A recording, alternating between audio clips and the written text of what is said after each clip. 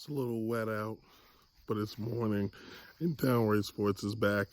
Get ready. We're going to talk about the NBA and the new NBA factions, the super teams of the NBA. Let's get ready to start the show. It's showtime.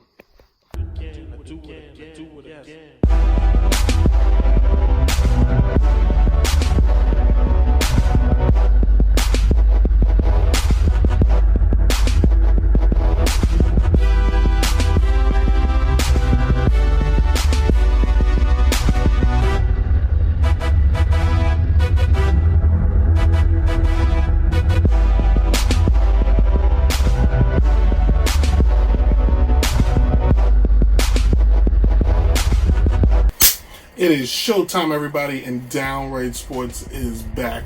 Good morning. Happy July 12th. I'm your host, Brent Reid, and this is Downright Sports. If this is the first time you ever seen the show, it's a show from a fan's perspective where the fan starts giving the fans what they need to think and hear, and we have nobody that's considered an analyst or an expert. Just me, a fan, Brent Reid. But we kick every show off with the first pitch.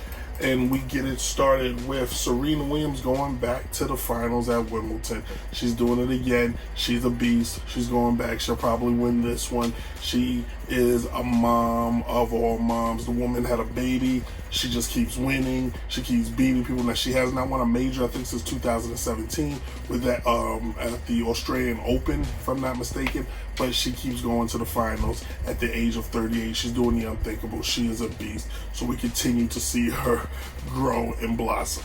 And then also from the NBA, two NBA stories. So how about this? The Knicks signed a new free agent, Marcus Morris is being signed with the Knicks. The Knicks signed someone of irrelevancy. It's a one-year deal. He reneged on his deal to go to San Antonio. Instead, he's choosing to play with the Knicks, which scares me. That means he wants to just hang out in New York versus taking a 5-year deal for more money in San Antonio. Weird. And then finally, we're going to talk about this in the next segment, but Russell Westbrook was traded last night for Chris Paul from Oklahoma City to Houston, making him team up with James Harden once again for the first time in almost 10 years. It's insane that this actually happening, but we're going to discuss that team and that dynamic and what it means to the NBA. So when we come back, we'll come back with segment number 2, the topic. We're only doing 2 segments today, but the topic is up next. Hey, Downright Sports.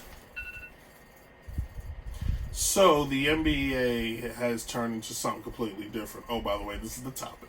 And the NBA is becoming the WWE. It's almost as if whatever the commissioner's name, something Silver, Brian Silver, Greg Silver, whatever his name is, it almost is as if he's turned into Vince McMahon, and he's just overseeing the creation of wrestling factions. With that being said, what you see in today's NBA with guys teaming up together, we've seen before. In the early 2000s, 2004, we saw the Lakers with Shaq and Kobe get Karl Malone and Gary Payton. That failed. Also in the early 2000s, we saw the New Jersey Nets at the time add Vince Carter to an already all-star team with Jason Kidd and Jason Richardson, and that failed. And we've seen Allen Iverson and Chris Webber team up. That failed. Allen Iverson, Carmelo Anthony, Chauncey Billups, Kenyon Martin. That failed. The New York Knicks with Maury Stoudemire and Carmelo Anthony. That failed. Now, Houston with Carmelo, James Harden, Chris Paul. That failed. Carmelo with Paul George and Russell Westbrook. That failed. So for all these super teams, there's only been success from a few. Boston Celtics, Paul Pierce, Ray Allen, Kevin Durant. You saw success from that team. We've seen success from the Miami Heat. With that being said, it is 9 years ago that a new NBA was born. 9 years ago, LeBron James made an announcement saying he's taking his talents to South Beach, and he's teaming up with Chris Paul. He's teaming up with Dwayne Wade and Chris Bosh. At the time, these were three of the NBA's top 15 players in their prime going together. It wasn't like the Boston Celtics with Paul, Garnett, and Ray Allen. Those guys were already grizzled vets and were looking at the latter years of their career. These guys put together a super team setting the blueprint for the NBA today, where if you're friends with a guy or you think you're friends, hey, let us get together and put together a team. This has now got where we are looking at, for example, where we went from Kevin Durant, a guy who was on a great team with Russell Westbrook and OKC, decided to leave and go join an already great team with Golden State Warriors. Now he's left Golden State and he's joining Kyrie Irving out in Brooklyn. He's going to miss the year, but now they're making Brooklyn a faction. The Los Angeles LeBron James, when he went to Cleveland, he made it where Kevin Love, an all-star, had to come play with him while he was teaming up with Kyrie Irving, another all-star. LeBron has a thing about joining factions. LeBron is pretty much the Triple H of the NBA. Triple H was in DX. Triple H was in another formation of DX. Triple H was in Evolution. Triple H was in the corporation. He has to have a faction. It's almost as if, oh, don't forget the Authority.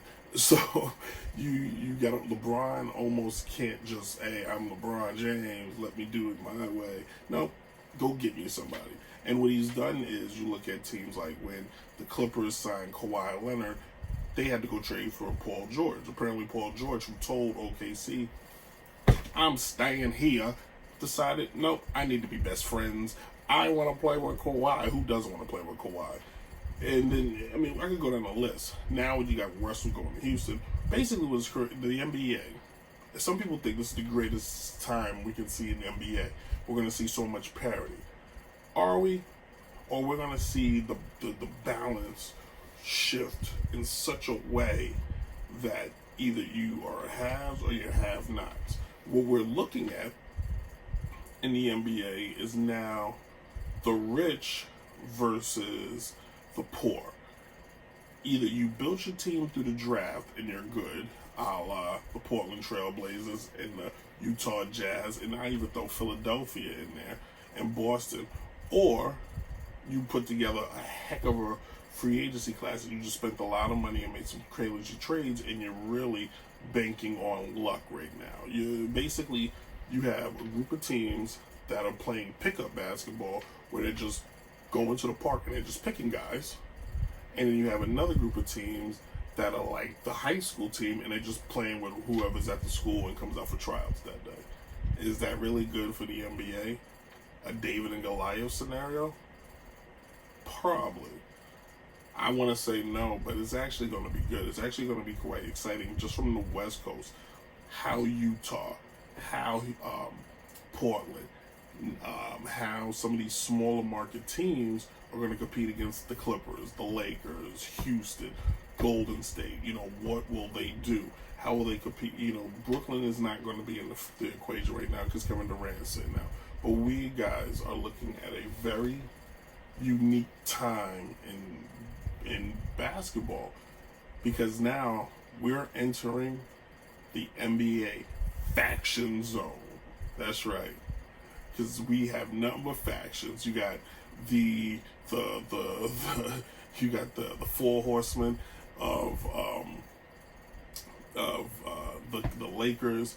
You got the new version of the end of the DX in the Clippers. You have, I should have sat down and put more thought into it, but I think it's going to be fun.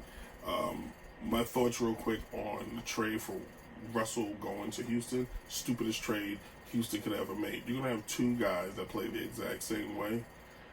I know everybody likes to give the general manager of Houston credit. I truly think he's the worst general manager in the NBA. Because he has no idea how to build a team. He just goes and puts players together because he's using analytics.